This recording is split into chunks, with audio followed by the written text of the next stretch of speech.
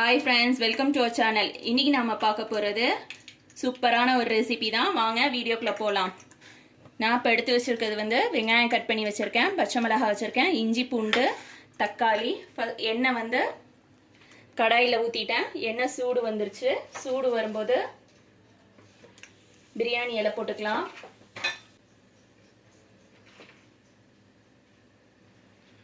நாலு கிராம்பு, ஒரு ஏலக்காய், ஒரு துண்டு பட்டை, இது போட்டு நல்லா பொரிஞ்சுக்கிடட்டும்.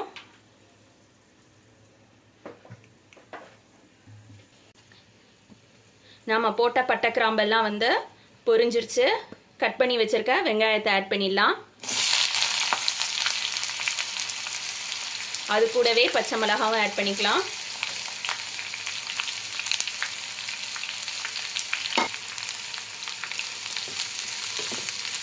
வெங்காயம் வந்து நல்லா வதங்கணும்.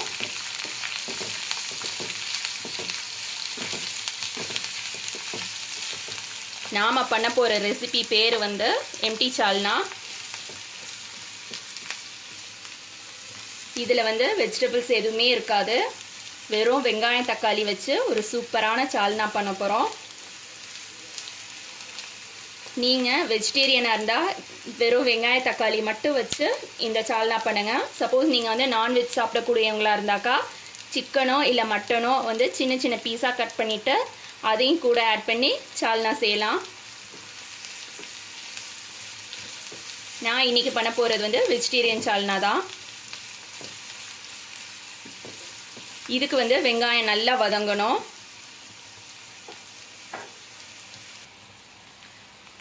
வெங்காயம் வதங்கும்போதே நம்ம கொஞ்சமாக உப்பு ஆட் பண்ணிக்கலாம். சீக்கிரமாக வதங்கிடும்.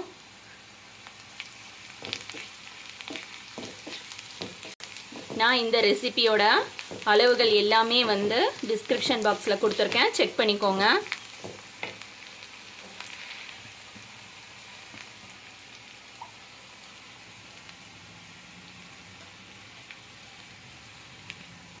இஞ்சி பூண்டு பேஸ்ட்டு இந்த ஸ்டேஜில் ஆட் பண்ணிக்கலாம்.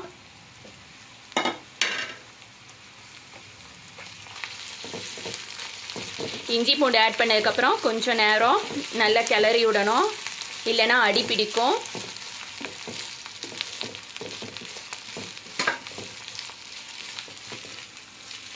இப்போ இதில் தக்காளி ஆட் பண்ணிடலாம்.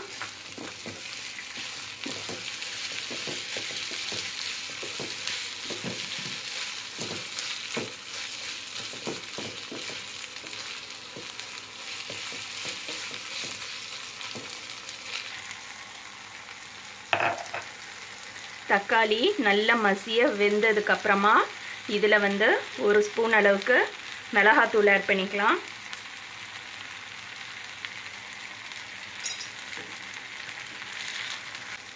இது வீட்லேயே செஞ்ச கறி மசாலா பவுட்ரு, இது ஆட் பண்ணிக்கலாம்.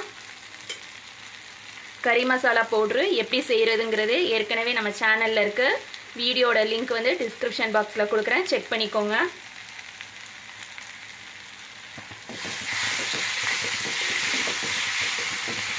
அடுப்பு வந்து மீடியம் ஃப்ளேமில் தான் வைக்கணும், ஹை ஃப்ளேமில் வைக்கக்கூடாது.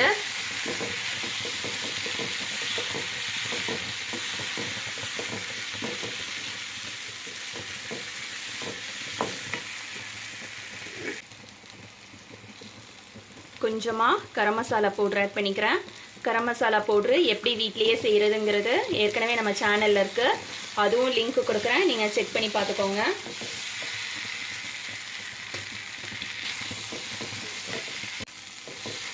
இப்போது தக்காளி வெங்காயம் ரெண்டும் ஒன்று போல் நல்லா வதங்கியிருக்கும்.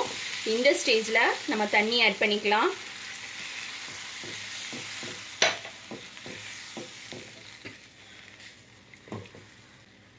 தண்ணி ஆட் பண்ணிவிட்டு ஒரு 10 நிமிஷம் மூடி போட்டு கொதிக்க விட்டுறலாம்.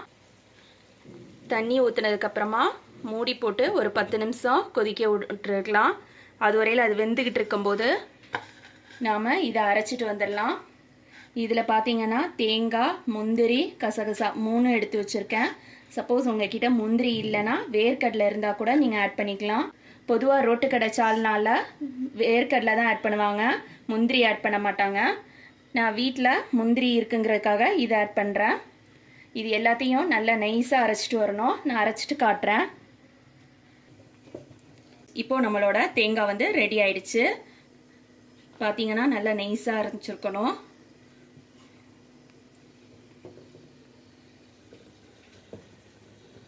நம்மளோட சால்னாவும் ரெடி ஆயிடுச்சு. வெங்காயம் நல்லா வெந்திருக்கு. இப்போ இந்த ஸ்டேஜில் நம்ம எடுத்து வச்சுருக்க இந்த தேங்காய் அரவையை ஆட் பண்ணிடலாம். அடுப்பு வந்து சிம்மில் வச்சுக்கோங்க. தேங்காய் ஆட் பண்ணதுக்கப்புறமா திரும்ப ஒரு 15 நிமிஷம் நல்லா கொதிக்க விடணும். சிம்மில் வச்சே தான் கொதிக்க விடணும். இப்போது நம்மளோட சால்னா 15 நிமிஷம் ஆயிடுச்சு. பாருங்கள் எப்படி மேலே எண்ணெய் மிதக்குதுண்டு. எண்ணெய் மேலே வந்துருச்சுனாலே நம்மளோட சால்னா ரெடி ஆயிடுச்சுன்னு அர்த்தம். இந்த அளவுக்கு திக்னஸ் இருந்தால் போதும். தேங்காயும் நம்ம கசகசா முந்திரி ஆட் பண்ணியிருக்கதால சால்னா வந்து கொஞ்சம் நேரம் ஆனாலே இன்னும் கெட்டியாயிடும். சில பேர் இதில் வந்து கடலை மாவுலாம் கரைப்பாங்க. அதெல்லாம் தேவையே இல்லை. இது மட்டுமே இருந்ததுனாலே சூப்பராக இருக்கும். கடலை மாவு ஆட் பண்ணாக்கா டேஸ்ட் வந்து மாறி போயிடும். இப்போ இதை வந்து ஒரு சர்விங் பவுலில் மாற்றிடலாம்.